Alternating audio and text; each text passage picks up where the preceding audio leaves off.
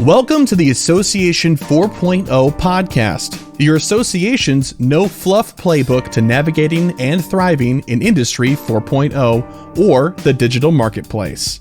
Each week, we bring expert insights to help you and your association stay ahead of the curve.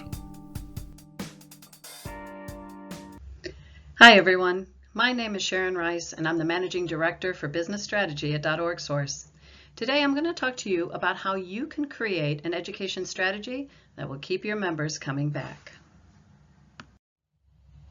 We're going to start by examining the trends in professional education, and these are trends that have been occurring over the course of a number of years. And then we're going to also look at how the pandemic has accelerated these trends. We'll examine what employers are looking for from the investments they're making in professional education for their employees, and then we'll look at how information and data can be used to not only increase the number of members and customers that you're serving, but also your share of customer. So we've really been seeing a lot of changes in how professionals learn over the course of a number of years. And one of those most important trends is related to the difference between learning and skilling. In a 2019 study that Harvard Business School did, it really took a look at what the motivation is for making this transition. And if you think about standard association programs, they're heavily learning based, which means that there's a transfer of knowledge. The thing that we're measuring is the retention of that knowledge, not necessarily the application. When we talk about skilling, certainly we're talking about the transfer of knowledge, but we're also looking at how that knowledge, that new knowledge, is going to impact how somebody behaves or how they perform the work that they're doing. So the difference then between learning and skilling is the outcome of skilling is a change in behavior. We're now able to do things that we weren't able to do before. So again, there's knowledge transfer and learning is still important, but skilling, that measurable impact, has become absolutely vital, especially as we right now are seeing that there's so many different skills that we have to attain in order to keep up with the digital age. There's also a transition between standard and customized. So typically what we do is we develop a program, an education program, that's going to meet the broadest based needs, right? So we think about certification prep programs again. We're getting people ready to take the certification exam. The certification exam is based on standards, and it's not really tuned to individual performance. It's really more broad-based. And again, there's a role for that. It's still really important. But what's happening in professional education is that we're starting to work on focusing on the individual, where the individual is, where their knowledge gaps are, and how do we then meet those knowledge gaps. And our ability to do this, to really develop custom education or work with or partner with our members and our customers so that they can get what they're looking for, has a real strong basis in digital technology and data and our ability to understand them, to assess them, and then point them in the right direction so that they can fill gaps that they have. Certainly for a number of years, we've been looking at and wondering when we were going to hit the tipping point between in-person and online education. And I think one of the things that's been so difficult, and maybe why we've been a little bit slow, a lot of associations, by the way, a little bit slow in making that transition and delivery to online, is that they were so successful in person. And I would say right up to the pandemic, there were so many associations that really counted on in-person delivery to drive their education programs. Others have made that transition to online for sure, and to me, I feel like it's maybe a 50-50 proposition, but certainly the pandemic made it a necessity to start gearing up online delivery as quickly as possible for those associations that aren't doing it already.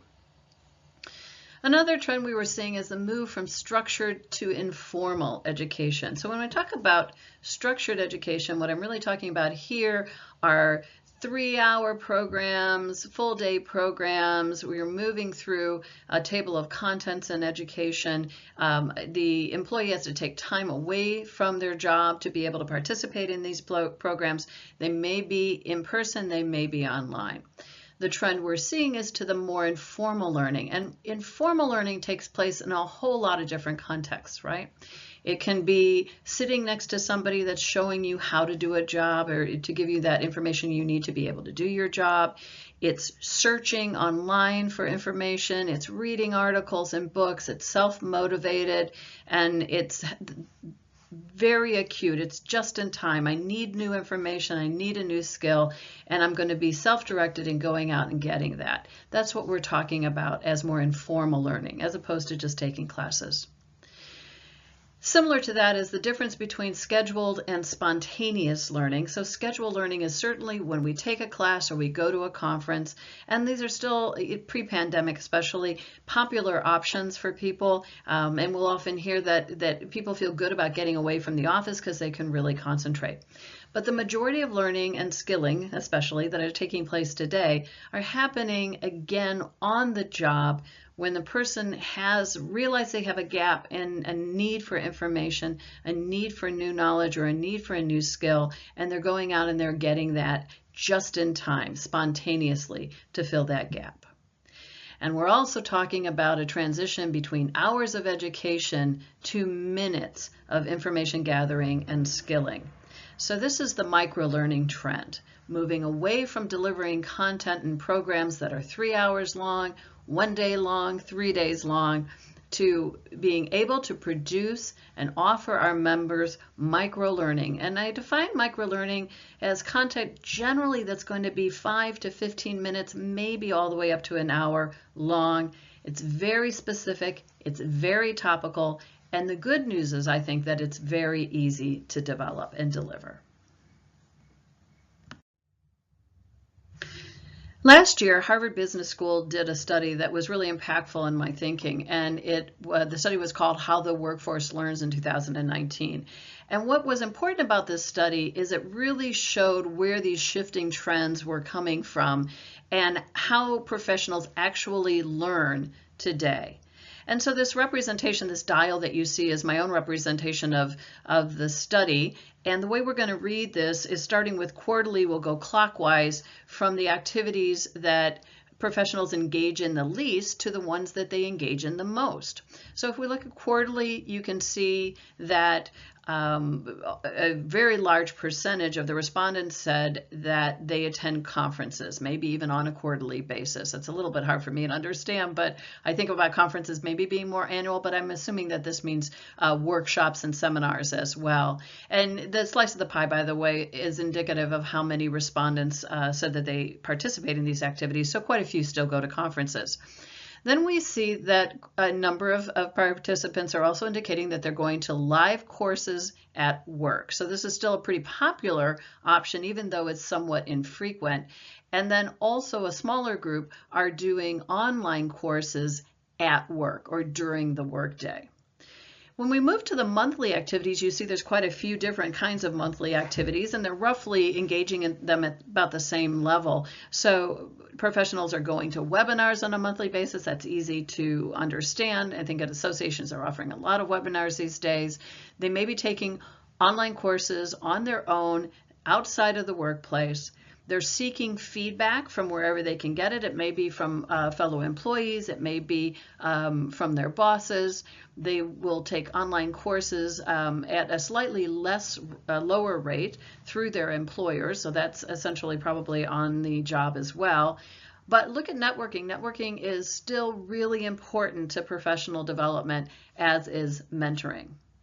So moving into weekly then, the kinds of things that the professionals are doing on a weekly basis, well, they're reading a lot of books. So books, whether they're reading them online or they're buying hard copy books, still really important to self-directed learning.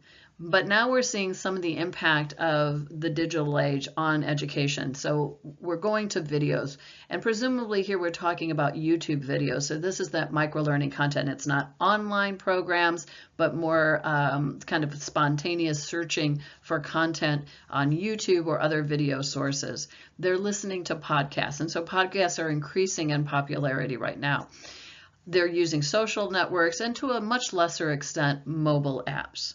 And then finally, on a daily basis, professionals are engaged in a lot of search activities. So Google Chrome becomes maybe that primary way that they're accessing content, or Internet Explorer, Bing, whatever they're using. And they're searching for and getting content as they need it, just in time, and reading a lot of articles online.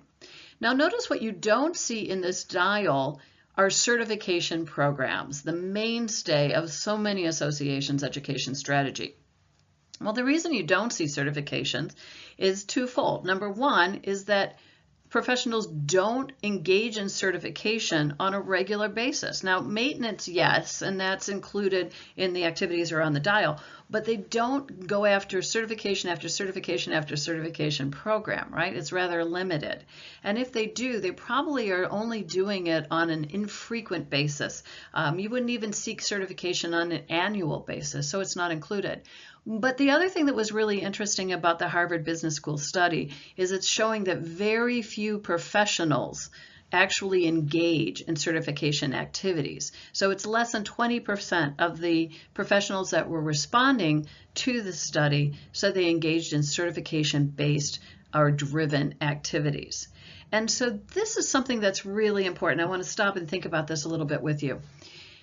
If the mainstay of your education program is certification, and certainly certification has been a durable product line for most associations, and you may be, during the pandemic, see more people engaging in certification. You may not be. I'm sure that some associations are struggling with certification. I know a lot are doing well still. We tend to see professionals come to certification programs in difficult economic times because they're trying to shore up their career, and holding that credential, their certification, is important. But what we're seeing with the millennials as the largest generation now in the workforce is that standard certification programs are not as important. But stackable credentials, badging, instead of, kind of biting the bullet and working for 18 months to get your certification, being able to build a credential on a week-to-week or a month-to-month basis is becoming much more important. So if you've been super successful with your certification programs, more power to you. But if you're not looking at how even the workforce is responding or will respond in the future to certification, then you may be caught up short. And this is something you really have to consider. So the bottom line here is that an education portfolio needs to be diverse. And we need to look at and recognize how professionals are learning today, and how do we check these different boxes to make sure that our members and our customers are coming to us on a frequent, not an infrequent basis. If employer training or corporate training is an important mainstay of your education strategy or your portfolio, then it's really important for you to understand what employers are looking for from these investments that they're making. What is the return for them on the investment in professional education? PwC does an annual study. It's on number 23. I think that the data was actually collected in 2019, but it was released in 2020. And basically, they're making the point in this study that to upskill or not to upskill is no longer a question. Again, we're reinforcing this concept that it's about skilling, developing skills.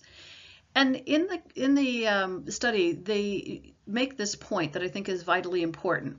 The fourth industrial revolution has ushered in new business models and new ways of working that require critical new technical, digital, and soft skills. And boy, if we ever needed to learn this lesson, the pandemic is helping us to do that. The WorkSource has been talking about this now for a number of years, the fourth industrial revolution, and how it's the basis of such great change in all the different ways that we work and that professionals do their jobs. And so employers are looking for programs that not just generally create the rising tide that floats all boats, but they're really looking for individual employees to gain new skills. It's not really an option because of the seismic nature of the change just to hire in new people with these skills. The workforce isn't prepared. We don't have the supply that we can bring in. So one of the most important things that professional and trade associations can do is identify what the new skills are, what are these trends, what are the new skills, and how do they develop programs, micro-learning programs primarily, that are going to help address skill development. Now, fundamental to this is also assessment. So every employee, again, is not going to need the same information. Employees have different skills, different competencies.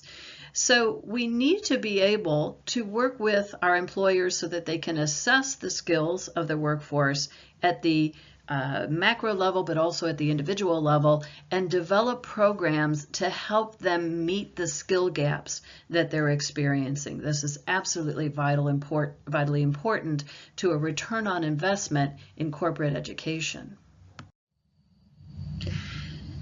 So as I stop to consider the impact of the pandemic on the trends that we've been seeing, the conclusion that I've drawn is that the pandemic has accelerated, not changed the trends. And if you think about it, all of a sudden, we were not able to offer in-person education, face-to-face conferences. We had to shift pretty quickly to a new model. And I know that especially fall season being conference season, many of you are probably right in the middle or have just experienced your first online virtual conference. We had been looking at virtual conferences for a number of years because we were aware of the fact that we weren't pulling as many professionals to conferences often, that their travel requirements or of their job in general made them not as anxious to go to in-person conferences. And a number of associations that I've worked with were already starting to have virtual components to their conferences, but very few had to do a full virtual conference. So very quickly, we had to gain those skills. However, these were not things that were new, and I think that one of the graces of our situation as we go through the pandemic is that we already had a supplier community that was working on online and virtual conferences, and so we could connect with them and transition our meetings online. And we will probably never go back to just face-to-face conferences. I think that in the future we will maintain virtual components to the conference even when we get to a point when we can meet face-to-face again. So again, my point is here that the pandemic showed us that we needed to change fast in order to meet the trends that were already happening in the marketplace. So it's acceleration, not redirection, that we're experiencing right now as a result of the pandemic. We know we need a digital and diverse program portfolio. It's more important than ever. So many associations were so dependent on their face-to-face meetings that the pandemic represents a great threat to them from an income perspective. And some are able to navigate that change, and some are not. So diversity in that portfolio is more important than ever. And when we go back to the wheel that I showed you a couple slides ago, the diversity is there. Our professionals are already accessing information and skill building activity in a wide variety of formats. And so we have to incorporate that as well. The other thing that is increasingly important is that personalized consultative approach to skill development. So this has been a digital trend, the impact of digital and data for, I think, a number of years. It's even more important right now. Our for-profit competitors are able to do this to a large extent. We need to know more about our members at the individual level, and that diverse portfolio of products that we're developing will be able to custom develop learning journeys for them and skill development journeys for them. So we need to know more about them, and frankly, we just need to have more programs in order to meet their needs. I've talked today, I feel like, a lot about microlearning because I think it's such an important component of putting an education strategy together today. And what I want you to know is that it's really easy, especially easy compared to how we put traditional education programs together. So the content I'm delivering to you today is an example of microlearning. I put 30 minutes of content together, and it was really quite simple. I just used PowerPoint. In PowerPoint, you have the ability to narrate a deck. You can also use video over PowerPoint. And here's the keystrokes. You go to slideshow, you hit record slideshow, you turn your camera on, and then you hit record. And you're able to create content using both PowerPoint and video to get your message across. Now, putting it together was also fairly easy for me. I mean, I know the content area, so that's helpful, but I spent about an hour and a half putting the slides together, and then about another hour and a half recording it and getting it to an acceptable level for me, and that was really it. Can you imagine engaging your members and other professionals in putting this type of content together? It's not a lot of time out of their day. Of course, you would curate it. You've got to provide direction in terms of what content you need, but actually delivering the content and microlearning content through a YouTube channel or other methods is really not that difficult, and it's something that you really seriously need to consider. If knowledge is power, then what do you need to know to be able to create an education strategy that's going to meet the needs of your customers and your members today and tomorrow? Well, it starts with understanding what skills and competencies they need to have to be able to sustain their careers. So let's use the certification model and kind of compare and contrast to that. When we're putting together a certification program, what we're really trying to discern is what are the standards in knowledge and behavior that a professional needs to do the job today. And we go through a process of a job task analysis, so it's a type of a survey. We hire a psychometrician. They help us put together the content of the exam based on these standards in knowledge and skills. What's different here in terms of putting together a more broad-based competency framework is that we're not going to look at just the standards that exist today in the marketplace, but we're going to look beyond. What we're going to try to do is anticipate the skills that the workforce is going to need en masse and at the individual level to be able to sustain those careers. And doing this work is really standard fare for a lot of associations. It's a perfect type of responsibility for volunteer leaders to come together and to start creating these competencies in an outline or a framework fashion so that we can then develop an assessment based on those standard competencies for individuals to take and to compare their skills and their behavior and their knowledge to what we're saying is the competencies and the skills that the workforce is going to need in the profession. So the first step, again, putting that competency framework together. The second step then, a very important step obviously, is putting an assessment together. And putting an assessment survey, there are a number of associations that are doing this. The first association that I remember doing this was the American Institute of Architects. And they put together, again, a competency framework, and this was way back in the early 2000s. And they would have their members then take the survey so they could compare their skills and their behaviors and their knowledge at that point against these competencies. And they were able then to create a kind of an individual report where the individual professional would say, okay, I need to build my skills in these areas if I want to hold this position, or if I want to get this job, or if I just want to stay relevant in my profession. So turning those competency frameworks into an assessment is absolutely key. And this can be done again in relationship to a researcher or a psychometrician helping you put that survey together. There are a number of platforms that you can use to deliver the assessment. I often, when I'm talking to people about this, compare it to Strength Finders. If you've ever taken a Strength Finders assessment, think of it that way, that you take the assessment, you get a report back, it gives you useful information.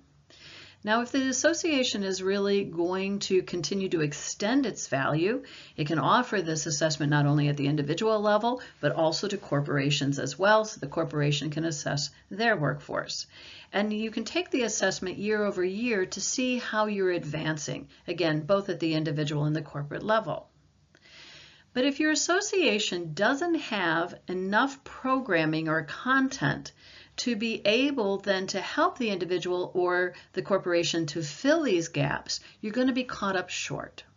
So the wonderful thing about doing the assessments is it's giving not only your members and your customers data, but it's giving you data as well. You can pinpoint the areas of need from a development perspective, and you then can create the programs that fill that need. So we come back to this concept of having a very diverse education portfolio as a necessity to meeting member needs in the future.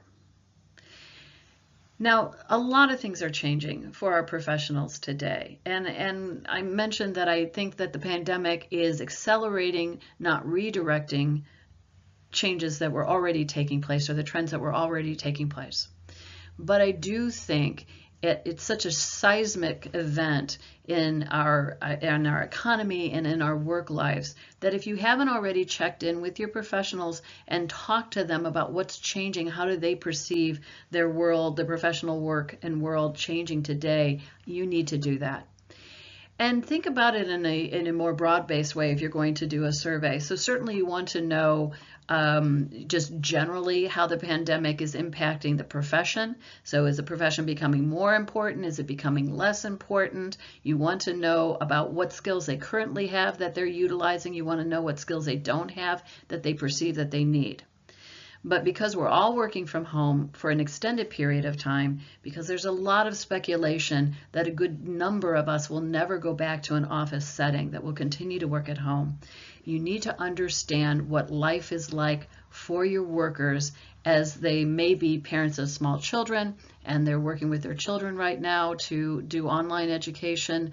They have a variety of pressures on them. So the closer you can get to your members and your customers right now and understanding what their life is like, the more possibility you have to tailor your approach to meet their needs, as opposed to, as I said before, just offering the same kind of programming that you've always done. Now, this could relate to more on-demand content, where we are doing live webinars, for example, the timing of those webinars. This is all information that you're going to need to understand to be as responsive as you possibly can be in your programming to members and what they're experiencing today. In general, if I had to summarize the approach that you need to take, it's more about meeting their needs as opposed to dictating their needs. So when we take a one-size-fits-all approach, we're basically asking the customer to conform to us. But what we have to do is have enough diversity and enough variety in program, enough understanding of our members and our customers at an individual level to be able to tailor an approach that works for them. And if we're able to do that, we're going to sustain relationships with these members and customers for years to come. My perception is that the association community is really at a crossroads. Things have been changing for the last decade. These trends that we're seeing didn't come out of nowhere. It's been a process, and it's been an accelerating process all along, and certainly the pandemic has put fuel to that acceleration. And so we're at a point where we really need to do something. I love this quote from Theodore Roosevelt because he acknowledges that we've got choices. In a moment of decision, the best thing you can do is the right thing. The next best thing you can do is the wrong thing, and the worst thing you can do is nothing. We have to choose to do something. We simply can't put it off. The good news is it's not as difficult as it may feel or as overwhelming as it may feel to put together an education strategy if we look at it as a process. And that process begins with looking at what we already know about our members and our customers. Every association is a warehouse of data about members and customers. And I often find when we as consultants come in and we're doing an education assessment and we start asking for information, that staff members are surprised at how much of that information they actually have. It might be transactional data, it might be behavioral data, it might be demographic, certainly information, or psychographic information, but associations are warehouses of data. So start by opening up your own closets and looking what you've got to wear. The second thing then you're going to want to do is look at where the gaps in data are and create a plan to fill those gaps. And filling those gaps might involve a survey, certainly. It might involve focus groups, or maybe even just interviewing leaders. But you need to bring your data up to date, and you need to get some insight and some direction from that. Once you have this information and you've studied this information, then you're going to be able to assess your current education portfolio against these needs and these desires that you've pulled out of the data. And it's really just going program by program. Is the delivery on point? Is the content on point? Is the audience on point? What do we need to do to improve our current programs? As important is what do we need to do to create new programs that are going to meet the needs of our members now and in the future. Once you've done that assessment, you can then just simply develop a strategy for improvement. Develop a plan to fill the gaps in your programming so that your education program really does keep your members coming back year after year after year. I want to thank you so much for allowing me to spend some time with you today and share my ideas about putting together an education strategy that'll keep your members coming back. If you'd like to talk more about any of these concepts, please feel free to email me at sharon@orgsource.com. Thanks again. We hope you enjoyed this episode and discovered tips and information that will add value to your leadership style and your association. .org Source specializes in positioning teams for success with solutions for technology, strategy, and marketing. Please contact us at info@orgsource.com or visit www.orgsource.com to find out how to keep your organization on track to Association 4.0.